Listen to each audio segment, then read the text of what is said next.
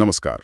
आपका स्वागत है आपके अपनी YouTube चैनल नियॉन इनसाइट में, जहां हम आपको जोड़ते हैं ताज़ा खबरों और ट्रेंड से। शुरू करने से पहले लाइक ज़रूर करें और सब्सक्राइब बटन दबाना ना भूलें, ताकि हर अपडेट आप तक सबसे पहले पहुंचे।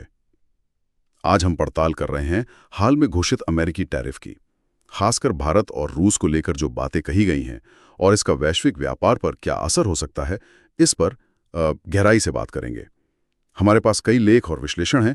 कोशिश रहेगी कि काम की बातें निकालें, समझें कि क्या अहम है और इसके मायने क्या हो सकते हैं।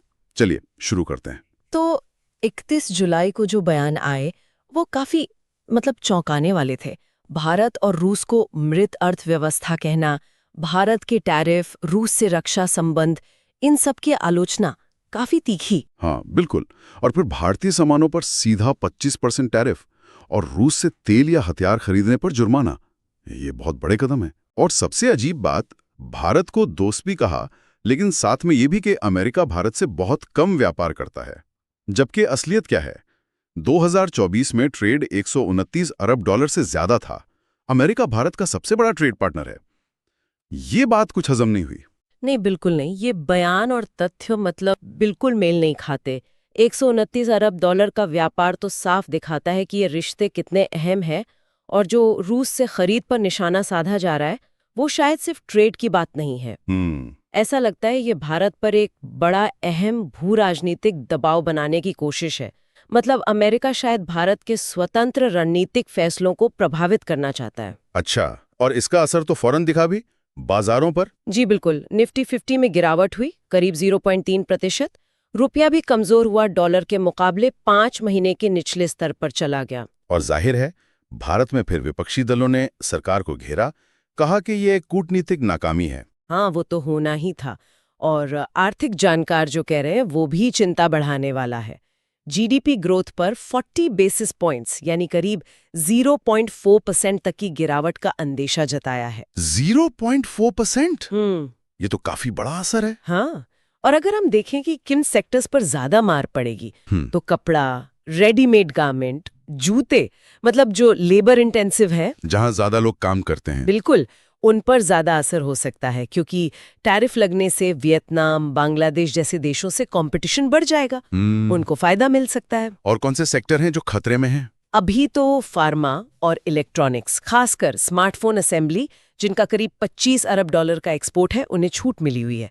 लेकिन सोचने वाली बात है, अगर भविष्य में इन पर भी टैरिफ लग गया तो जो भारत में आईफोन्स बन रहे हैं या दवाइयों का एक्सपोर्ट है, उस पर तो बहुत बड़ा असर पड़ेगा। हाँ, बहुत बड़ा। Auto parts, steel, solar panels, James and jewellery, ये सब भी संवेदनशील माने जा रहे हैं।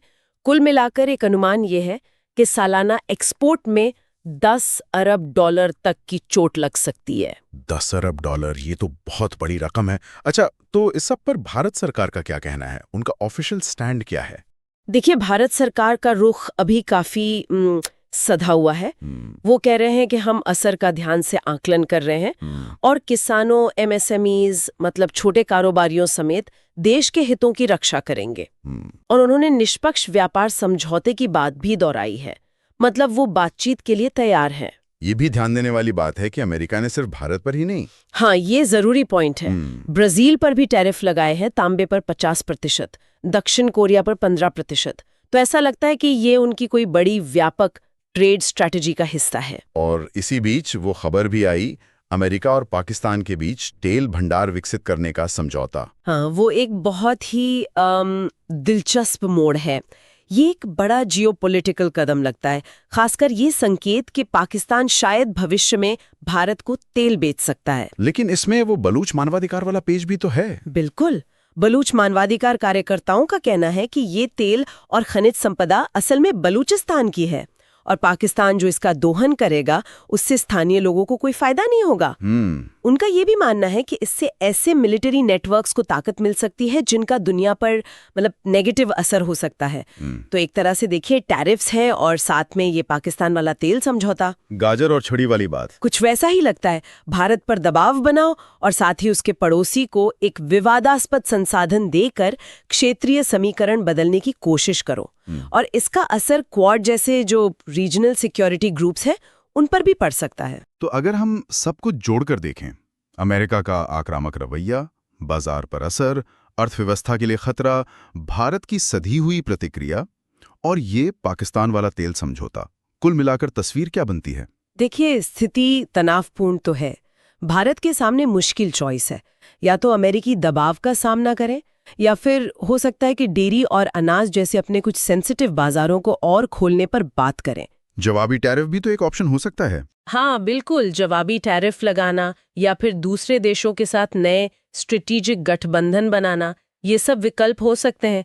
भारत अमेरिका ट्रेड बातचीत अभी रुकी नहीं है, वो चल रही है। अगला राउंड शायद अगस्त में या उसके बाद हो।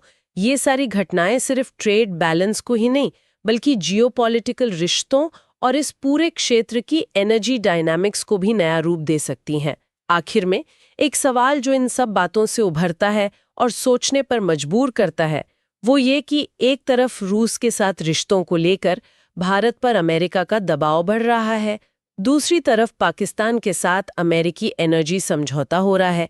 तो क्या ये सिर्फ व्यापारिक लेनदेन से आगे बढ़कर दक्षिण एशिया में कुछ ऐसे अप्रत्याशित रणनीतिक बदलाव ला सकता है जिनकी हमने शायद उम्मीद न की हो? इस पर आगे नजर रखना बहुत जरूरी होगा।